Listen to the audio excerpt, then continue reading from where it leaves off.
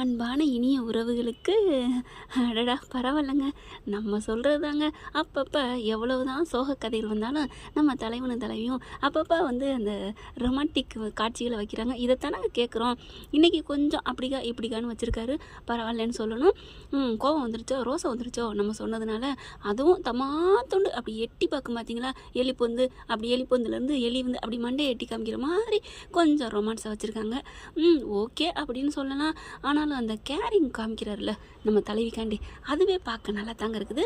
அதாவது வாசலில் என்ட்ரி ஆகுறாங்க நம்ம தலைவி. பாவங்க உண்மையிலே அப்படியே பருந்து பார்த்து கோழி குஞ்சு அப்படியே ஒன்று பார்த்தீங்களா, உண்மையிலே அதாங்க தோணுச்சு எனக்கு. அப்படியே பின்னாடி ஒன்றாங்க. ஏய் அப்படியே பதறாருங்க.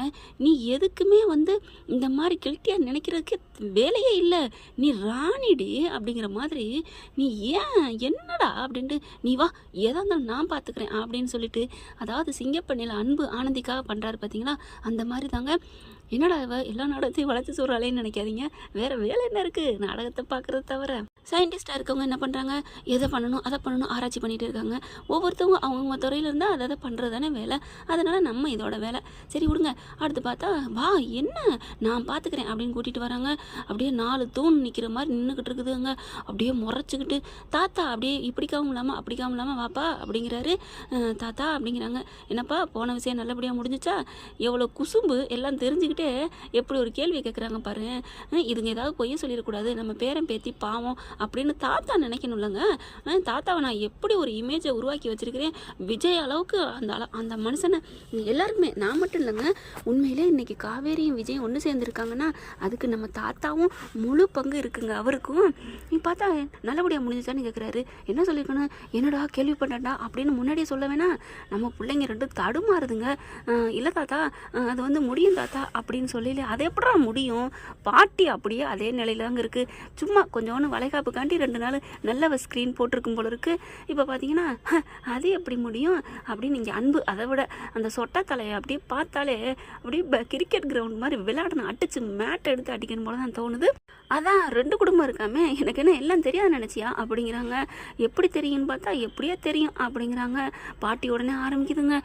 நல்ல குடும்பத்தில் போய் பொண்ணு எடுத்தடா, இதைத்தான் சாரதாவே சொன்னிச்சுங்க. இவங்க பக்கட்டும் நியாயம்தாங்கிற மாதிரி நம்ம காவேரியே சொல்லுது தான். நம்ம தலைவனும் தலைவியும் நம்ம ஹீரோ நமக்கு பிடிச்சவங்க அப்படிங்கிறக்காண்டி எளிமையாக யதார்த்தமான வாழ்க்கையில் இந்த மாதிரி கேள்வி கேட்கத்தான் செய்வாங்க. அது யதார்த்தம் அப்படி தான் காவேரியும் சொல்கிறாங்க. அதே மாதிரி தான் பாட்டியும் கேட்குறாங்க. என்ன கொஞ்சம் ஹார்ட்ஸாக கேட்குறாங்க. இது ஒரு ஹார்ட்ஸ்ன்னு சொல்ல முடியாது. அதான் என் பேரன் உன்னைய கல்யாணம் பண்ண நாள்லேருந்து கஷ்டப்பட்டுக்கிட்டே இருக்காண்டி அப்படிங்கிறாங்க. பார்த்தா அதுக்கு சித்தி வேற சுருக்குன்னு பேசுது. ஏண்டி உங்கள் புருஷன் பண்ணதெல்லாம் சுற்றி பார்த்தா அப்படியே அவனெல்லாம் 300 வருஷத்துக்கு மூந்து பார்க்கக்கூடாது, அந்த அளவுக்கு ஒரு புள்ள தூக்கி வளர்த்த விஜயை கொலை பண்ணான்னு சொல்லிட்டு போலீஸ் ஸ்டேஷனில் கம்ப்ளைண்ட் கொடுத்தவன் அந்த பசு கூட சேர்ந்துக்கிட்டு இன்னைக்கு பார்த்தா அப்படி குடும்பம் இப்படி குடும்பம், என்னடி நோப்படி குடும்பம். விஜய் சொல்லியிருக்கணும், உடனே சொல்லிடுறாரு ஸ்டாப் இட் அப்படி நிறுத்துங்க எல்லாரும் அப்படின்னு சொல்லிட்டு. என்ன ஊர்வலத்தில் எவங்க பண்ணாமல் இருக்கிறாங்க அப்படின்னாலும் சொல்லியிருக்கணும். ஆனால் அது பரவாயில்ல, விட்டு கொடுக்காம தாங்க இருக்காரு. எங்களுக்கே இப்போ தான் அங்கே போய் தான் தெரியும், முன்னாடி தெரியுமா அப்படிங்கிறாங்க. காவேரி அழுதுட்டு தாங்க சொல்கிறாங்க. பாட்டி எங்களுக்கு இதெல்லாம் தெரியாது பாட்டி, நாங்களே ஃபீல்டில் தான் இருக்கோம் அப்படிங்கிறாங்க. ஃபீல்டில் இருக்கிற ஆனால் என் பேரெல்லாம் கஷ்டப்பட்டுக்கிட்டு இருக்கான் அப்படிங்கிறாங்க.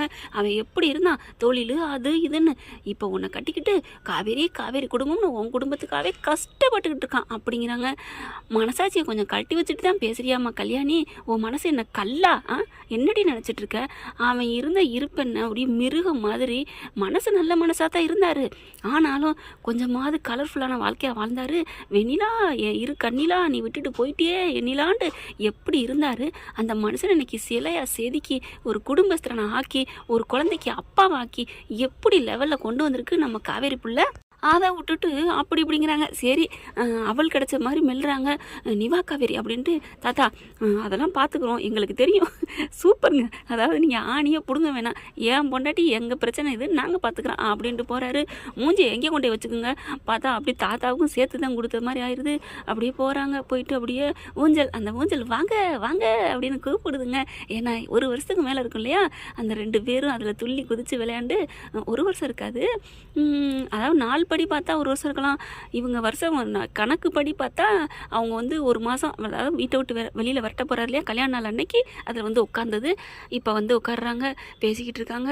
நீ எதுவும் நினைக்காத காவேரி செல்லம் அப்படின்னு சொல்லிட்டு அனைவா அப்படி தோளில் சாஞ்சு சூப்பருங்க, சூப்பர் சூப்பர். இதைத்தானங்க எதிர்பார்க்குறோம். இன்பமே உந்தன் பேர் பெண்மையோ அப்படிங்கிற மாதிரி எங்களுக்கு இன்பமே வீக்காக தான் அப்படி தான் சொல்லணும். அப்புறமா செம்ம காமெடி ஒன்று கொண்டாந்துருக்காங்க. அந்த மியூசிக் கொடுக்குறாங்க பாருங்கள், டேன் டே டேன் டேன்ட்டு. என்ன மியூசிக் அப்படியே செம்ம வேறு லெவலு. நான் பட்டப்பாடு கொஞ்சமாக நஞ்சமா, ஏற்கனவே வெண்ணிலா வந்தப்போ இப்படி தான் செத்து செத்து பொழைச்சேன் அப்படின்னு சொன்னோன்னே ஆஹா ஆஹா அப்படின்னு விஜய் பார்க்குறாரு. என்னம்மா அப்படின்னுங்கள. ஆமாம், அது வந்தப்போ நான் எப்படி இருந்தேன் தெரியுமா, அடிப்பாவி, அப்புறம் ஏன் அப்படி இப்படிலாம் பண்ணினேன் அப்படிங்கிறாங்க. ஆமாம் பண்ணேன், அதுக்காண்டி செம்ம சீனுங்க. ஐயோ 2 பேரும் பேசிக்கிறது இதைத்தானங்க நான் அப்பப்போ சொருகிறது என்னோட கற்பனை கதையில். பார்த்தா அடுத்து அப்புறம் ஏன்டி அப்படிலாம் பண்ண அப்படிங்கல. கொஞ்சம் விட்டு கொடுத்த, ஏன் அவகிட்ட விட்டு கொடுக்க பார்த்தேன், எனக்கு தெரியும் நீங்கள் போக மாட்டீங்கன்னு. ஏன்னா நீங்கள் பட்டம், உங்களோட நூல் என் கையில் இருக்குது, எங்கே எவ்வளோ தூரம் போனாலும் என்கிட்ட தான் வரும்னு எனக்கு தெரியும் அப்படின்னு சொன்னோன்னே டிட்டுக்குன்னு ஒரு மியூசிக்குங்க. அதாவது இவங்க 2 பேருக்குமே ஒரு காமெடி கலந்தா அந்த மியூசிக் தான் வரும். அப்போ தான் பார்க்குறாரு, அட்டப்பாவியலா அடிப்பாவி, காவேரி அப்படி கண்டுக்காத மாதிரி இருக்கிறாங்க. ஊர் உலகத்தில் ஆம்பளைங்க தான் மோசமானவங்கன்னு நினச்சிட்டு இருந்தேன், ஆனால் பொம்பளைங்களும் மோசமானவங்க இருக்கிறாங்க, அதுலேயும் ஒட்டுமொத்த கேடி கில்லாடி அப்படின்னு யாருன்னு பார்த்தா அது என் பொண்டாட்டி நீதாண்டி அப்படிங்கிறாங்க. என்ன அப்படின்னு பார்க்குறாங்க, அசால்ட்டாக சப்புன்னு முடிச்சு போடுறாங்க. டேய் அங்கிட்ட தள்ளி போய் விளையாடுங்கடா அப்படிம்பாங்கல்ல, அந்த மாதிரி. என்ன அப்படிங்கிறாங்க. இருந்தாலும் நீ பெரிய லெவல் தாம்மா, உங்கள்கிட்ட பார்த்து தாண்டி இருக்கணும் அப்படிங்கிறாங்க. என்ன என்ன என்ன அப்படின்னு சொல்லிட்டு 2 பேரும் கட்டி பிடிச்சிக்கிறாங்க. சும்மா செம்ம வேறு லெவல், அல்டிமேட்னு தாங்க சொல்லணும். அடுத்து பார்த்தீங்கன்னா ப்ரொமோஸில் விட்டு வந்தாங்க. இங்கே சாரதா பொங்கி பொங்கி அழுகிறாங்க. உண்மையில் சாரதா ஒவ்வொரு விஷயமும் சொல்லி சொல்லி அழுகையில் நான் அழுதேங்க, எனக்கு அழுக வந்துச்சுங்க. நீங்கள்லாம் யாரெல்லாம் அழுக கொஞ்சமாவது வந்துச்சு அப்படின்னு சொன்னீங்கன்னா நல்ல மனசு தான். உண்மையிலங்க அந்த மியூசிக்கும் அந்த அம்மா புலம்புனதும் கதையை இன்வால்வோடு பார்த்துருந்தா, அழகான மென்மையான மனசு இருந்தால் கண்ணு கலங்கியிருக்குங்க. நான் இதை அடித்து சொல்லுவேன். அந்த அம்மா சொல்லையில் எனக்கு உண்மையிலே எனக்கு இப்போ சொல்லையில் எனக்கு அழுக வருதுங்க. அந்த மனுஷனுக்காக நான் சாப்பிடாமல் இருந்தேன், ஆனால் அந்த நேரத்தில் அந்த மனுஷன் சந்தோஷமாக தானே இருந்திருக்காரு அப்படிங்கிற என் வயிறு எரியுதேன்னு சொன்னிச்சு பாருங்க. எனக்கு உண்மையிலே கண்ணு கலங்குது. பாவங்க, நிறைய பேரோட வாழ்க்கை இப்படி தான். ஆண்கள் அங்கே தப்பு செய்கிறாங்க, பெண்கள் இங்கே செய்கிறாங்கன்னு சொல்லிட்டு இப்படி மாறி மாறி போயிட்டே இருக்குது. அப்பா, கொடுமையான வாழ்க்கைங்க வெளிநாட்டு வாழ்க்கைங்கிறது. நீ நல்லா இருந்தபடி குமரன் பார்த்துப்பாரு, காவேரி அவள் பார்த்துப்பா, அடிப்பாவி ஏன் விஜய் பார்த்துப்பான்னு சொல்லாமல் காவேரி பார்த்துப்பா. எனக்கு அந்த நேரம் டக்குன்னு அந்த கிளிக் ஆனிச்சுங்க அந்த விஷயம். உங்களுக்கெல்லாம் கிளிக் ஆனிச்சா? எதாக இருந்தாலும் பகிருங்க ஃப்ரெண்ட்ஸ், அதை அப்போ தான் எனக்கும் ஒரு ஹாப்பியாக இருக்கும். அடுத்து யமுனாவும் நல்லா இருந்துப்பா அப்படிங்கிறாங்க. நர்மதா மட்டும் நீங்கள் பார்த்துக்கங்கடி, யார் பார்த்துக்கிறாங்களோ இல்லையோ என் தங்க கட்டிங்க விஜயும் காவேரியும் பார்த்துக்குவாங்க சாரதா, அதுக்காண்டி நீ உலகத்தை விட்டு போக வேணாம் அப்படின்னு சொல்லிட்டு. எம்மா ஆனால் கங்கா சும்மா சொல்லக்கூடாதுங்க, அழுகுறாங்க, துடிக்கிறாங்க. அம்மா ஏமா அப்படிலாம் சொல்கிற, ஒன்றும் ஆகாதுமா, அம்மா பேசாமல் இருமா. வேறு லெவலுங்க கங்கா அன்னைக்கு சூப்பர்னு தான் சொல்லணும். அப்படியே அழுதுட்டு நான் உயிரோடு இருக்கக்கூடாதுன்னு சொல்லிட்டு ஓடி போய் கதவை சாத்திக்கிறாங்க. அழுகுறாங்க, துடிக்கிறாங்க. அம்மா அம்மான்னு சேரை போட்டுறாங்க, துணியை போட்டுறாங்க, மேலே கழுத்துலையும் போட்டுறாங்க. இங்கே அப்படியே தவின்னு துடின்னு துடிக்க கண்டிப்பாக காப்பாற்றிடுவாங்க. ஏன்னா சாரதா இல்லைன்னா கதை இல்லைங்க. எதுக்காக நான் இப்படி சொல்கிறேன்னா, நான் என்னை பொறுத்த வரைக்கும் எல்லா ஃப்ரெண்ட்ஸும் அடித்து எழுதி வச்சுக்கோங்க, அடித்து சொல்கிறேன். அசோக் காலண்டில் குறித்து வச்சுக்கோ அப்படின்னு சொல்கிற மாதிரி எல்லாரும் குறித்து வச்சுக்கோங்க. நம்ம சந்தான பாரதி கண்டிப்பாக உத்தமர் தான், நல்லவர் தான்.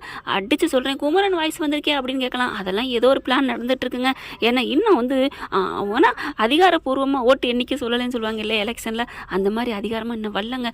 ஆதாரத்தை காமிக்கணும், எவ்வளோ காமிக்கலாம். இங்கே பாருங்கள், இத்தனை வருஷம் இருந்திருக்காரு, நாங்கள் அது பண்ணியிருக்கிறோம், இந்த பாருங்கள் அதை பண்ணாங்க, இது பிறந்தநாள் கொண்டாடணும் அப்படின்னு 25 வருஷத்தில் நினைவுகளை அந்த 2ஆம் தரம் வந்தவ எவ்வளவோ எடுத்து சொல்லியிருக்கலாம். ஆனால் ஒரே ஒரு ஃபோட்டோ, அப்புறமா என்ன வச்சுருக்குறாங்க, என்னப்பா காமிச்சாங்க, இந்த மாதிரி பத்திரம், உன் பேர், என் சிந்து கிருஷ்ணா, இதெல்லாம் சொல்ல தெரியாதாங்க.